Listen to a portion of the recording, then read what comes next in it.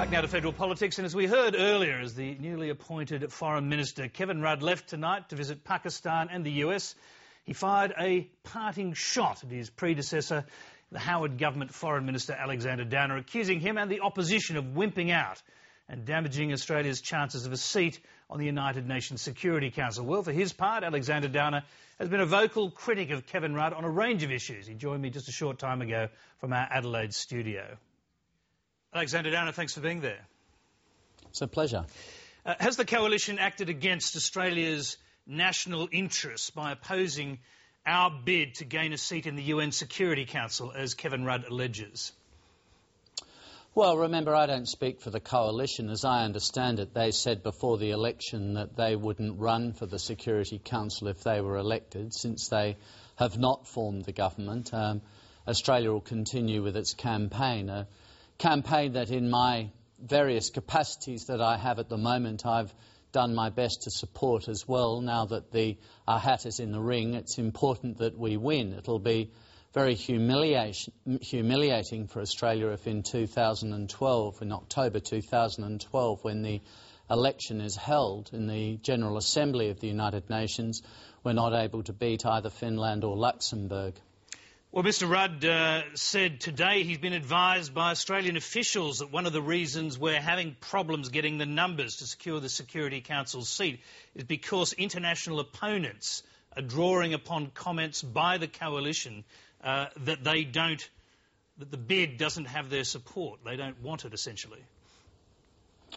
Well, I think he's flattering the coalition a little bit there, without wishing to be too critical. I think the truth is, as I travel around and talk to foreign ministers these days, none of them has mentioned the coalition, the opposition. I mean, I don't think internationally people are terribly focused on what opposition parties say, whether in this country we are or we're not. So, look, I think the candidacy is going okay, and I think it's very important that Kevin Rudd as the Foreign Minister and above all Julia Gillard as the Prime Minister talk it up and be very positive about it and explain the strengths that Australia can bring to the Security Council, not be pessimistic. I don't think now is the time to start talking down our chances of winning.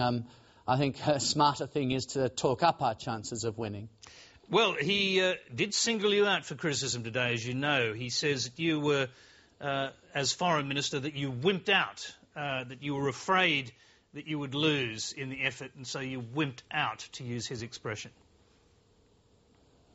Well, I'm not sure about me wimping out of anything. I've been accused of a lot of things. I don't think that is one thing I'm usually accused of. What actually happened was that we gave very careful consideration to running for the Security Council during the second decade of this century, between, I don't remember exactly what years we'd targeted, but the latter part of the 2010s.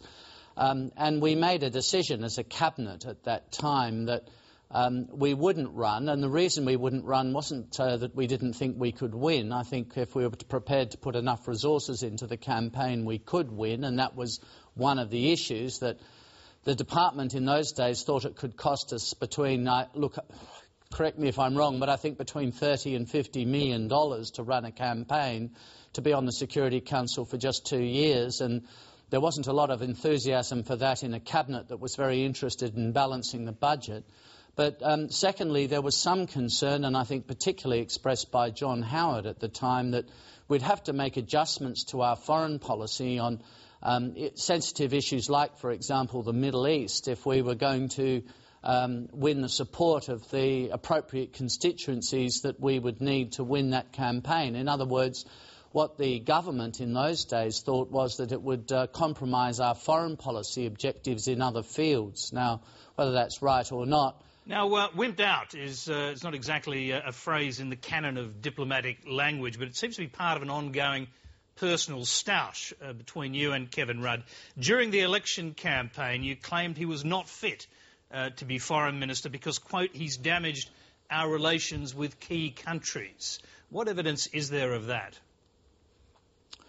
Well, I want to make 2 points about that. I mean, now he is the foreign minister. I think given the sensitivity of that position, it's important that we do our best to support him, and his record will stand once he's been in the job for a while. He's been in the job for 1 day, so it's not a time to make judgments about it. And whatever any of us may have thought beforehand, it's certainly my view that we need now to give him a bit of support and hope that he does very well. That may or may not be good for him, but it's not about Kevin Rudd, it's about Australia, and it's in Australia's national interest that he does well. Obviously, when he was the Prime Minister, and others have made these points, such as Hugh White, a professor from the Australian National University recently, he had some difficulties with various countries. He had some difficulties which are well known with China and with India because of the abandonment of the Howard government's policy of selling uranium to India, and difficulties with Japan and so on. But, I mean, I think we've reached a point now where he has become the foreign minister. Excuse the slip. He has become the foreign minister, and it's important in a way that we draw a line under that. That's there, that's on the record, but we draw a line under that.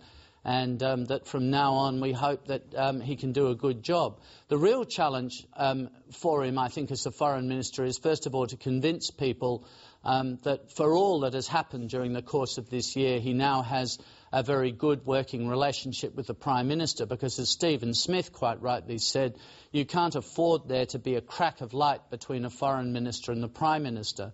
One of the great advantages I had as the Foreign Minister was that John Howard and I, even though he replaced me as the leader of the Liberal Party, we had a very close personal relationship, as I think is well known. We're not just great friends with each other, but we very much saw foreign policy, not always, but most of the time, in very much the same